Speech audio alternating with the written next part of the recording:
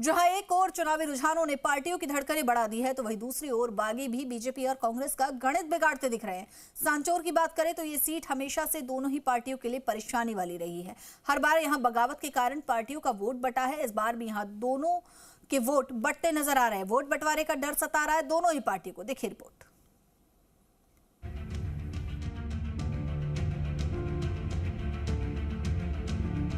विधानसभा चुनाव में 2018 की तरह सांचौर में बगावत के कारण भाजपा के वोट बैंक में बंटवारे के कयास लगाए जा रहे हैं, क्योंकि साल 2018 के चुनाव में भाजपा में बगावत के कारण वोट बैंक में बंटवारा हो गया और इस बार भी यही स्थिति नजर आ रही है।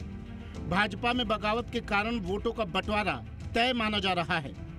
सांचौर से भाजपा के पूर्व विधायक जीवाराम चौधरी और पूर्व प्रत्याशी दानाराम चौधरी टिकट के दावेदार थे, लेकिन जैसे ही पार्टी ने सांसद देवजी पटेल को टिकट दिया, उसके बाद फिर से 2018 जैसी स्थिति बन गई।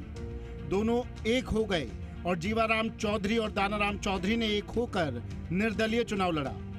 देवजी पटेल चौधरी पटेल समाज से हैं और जीवाराम दानाराम भी चौधरी समाज से आते हैं, इसलिए समाज के साथ साथ भाजपा के वोट में भी बंटवारे की स्थिति मानी जा रही है।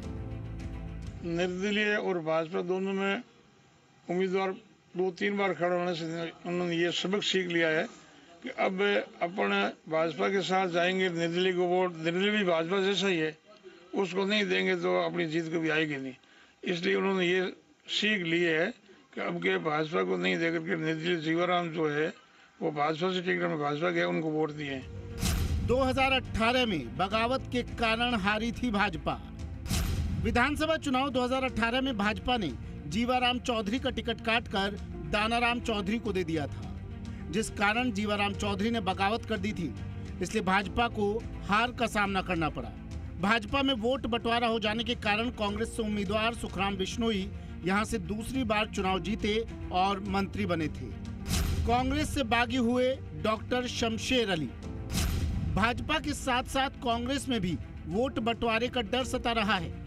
कांग्रेस से मंत्री सुखराम बिश्नोई ने चुनाव लड़ा है, वहीं कांग्रेस से पीसीसी सदस्य डॉक्टर शमशेर अली ने इस बार बागी होकर बसपा के टिकट से चुनाव लड़ा है।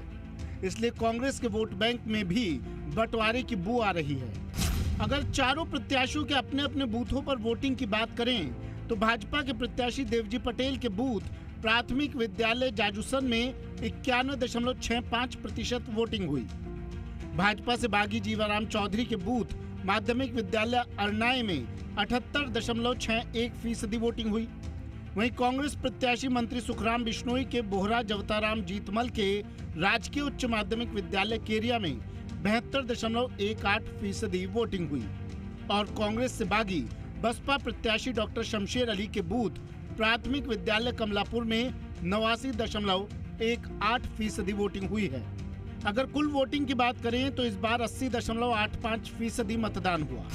अगर पिछले 5 चुनावों पर नजर डालें तो 1998 में 71.28%, 2003 में 79.35%, 2008 में 76.75%, 2013 में 82.92% और साल 2018 में 81.39% मतदान हुआ है। 4 चुनाव में भाजपा एक बार और कांग्रेस 2 बार जीती थी।